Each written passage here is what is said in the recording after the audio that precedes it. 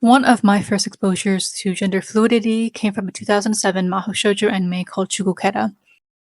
This video is going to be about Nagihiko slash Nadeshiko, who from Shugukera is one of our side characters. Abbreviated, essentially, Nagihiko's story and character arc, in my theory, is about accepting who you are. This acceptance focuses on identity in relation to gender, yet at its core, the conflict between having to choose between two parts of who you are, i.e., choosing to be masculine or choosing to be feminine, amidst a world that makes you feel like you have to choose between the two. From the early midpoint of Shugukera, we're introduced to Nadeshiko, who serves as the queen in the group of guardians. Nadeshiko and Amu, the main protagonists of the story, bond deeply as friends, yet Nadeshiko departs early from the story, going abroad to focus on their dancing career. And while it's known to us, the viewer, that Nadeshiko is actually Nagihiko, Amu is unaware of this. In the manga, she is told of his true identity at the end. The anime version, she's not told at all. But per his family, Nagihiko dresses up as a female to perform in the traditional dancing arts, and we're led to believe it's been like this for most likely his entire life. Their character returns in early season 2, and alongside their return, he confides in certain members that he's been in a slump since closing off dancing as an aspect of his life. しかし惜しいね。なぜ君は男なのにこんな役なんだ？確かに君のダンスだし。君が本物の女性ならさらに優雅だろう。本物の女の子にはかなわない。きっと今までのように戻れなくなる。本物の女の子のようには。Temari, his first egg, has become dormant since this confusion that Nagihiko has been feeling within himself. He also returns with a second egg, yet both of them remain dormant and unhatched during this period. His two eggs, /Shugukera/ guardian characters are Temari and Rhythm. Temari represents his feminine side who loves dancing, and Rhythm is his masculine, boyish counterpart who enjoys sports. Up until the end of the season, we see this uncertainty and hesitance. And amongst his friends, who all have their guardian characters and ability to transform, he does feel like an outsider. He later does have his transformation with Rhythm, but his first character, guardian character Temari, still lies dormant.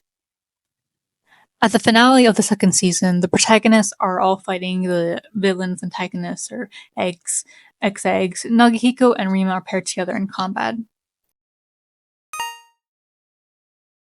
And Rima confronts Naki about his identity after overhearing a prior conversation, and after expressing doubt to her, Rima tells him essentially that he should choose to do things because he wants to, that he doesn't have to adhere to the standard just because he's a boy, that he's making excuses for himself, essentially.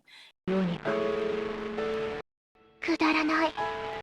無理って自分で決めつけて言い訳してるだけじゃない。苦手なことだってできないことだってそれだって立派な個性なんだから。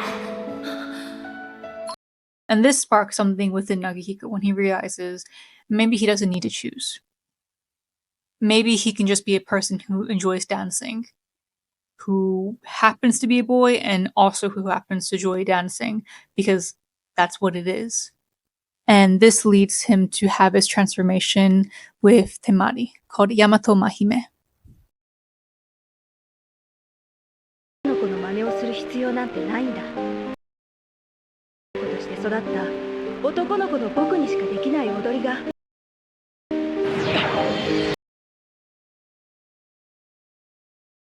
きっとある。僕の心アンロック。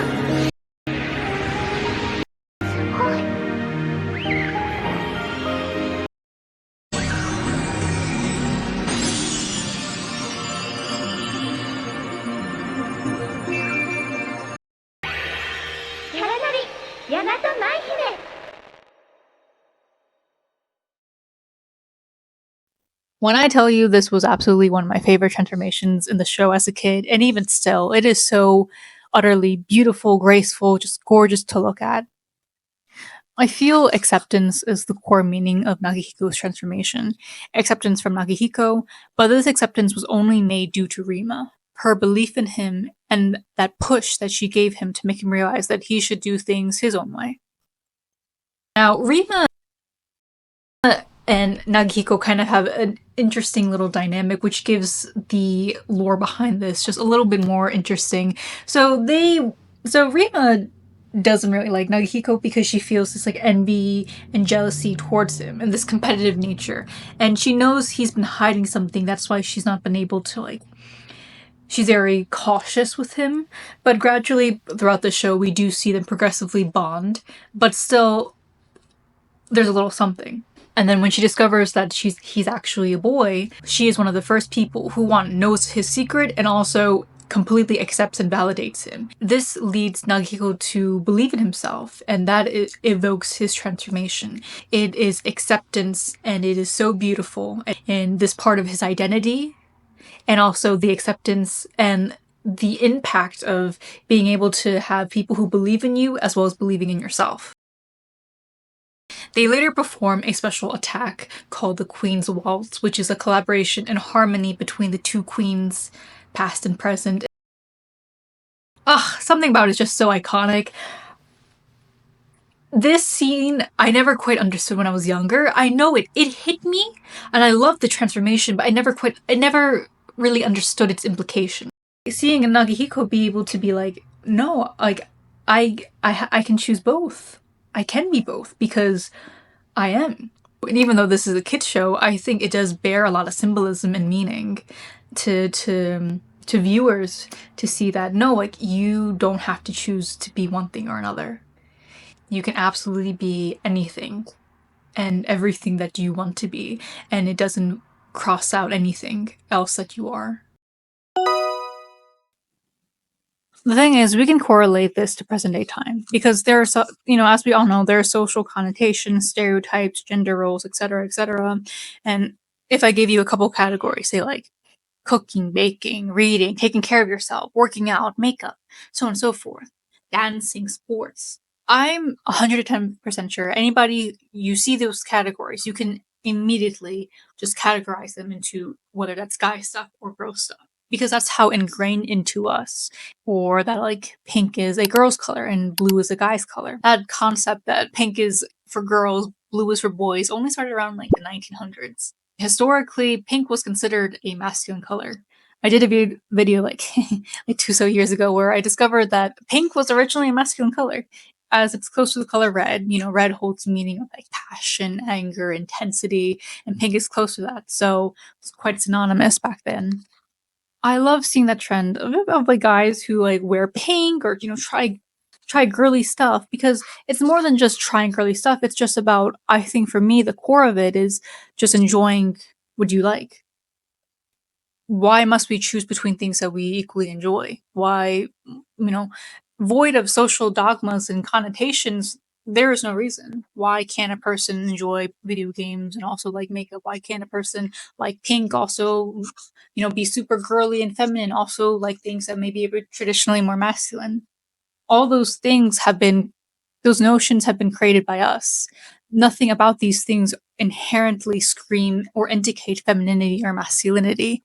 We are the ones who put those meanings onto them, and it is us who continue to carry on those implications, generation through generation, time and time again.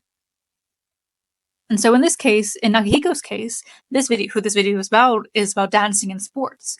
You hear those things and immediately, we can categorize them as one being girly and one being, for boys.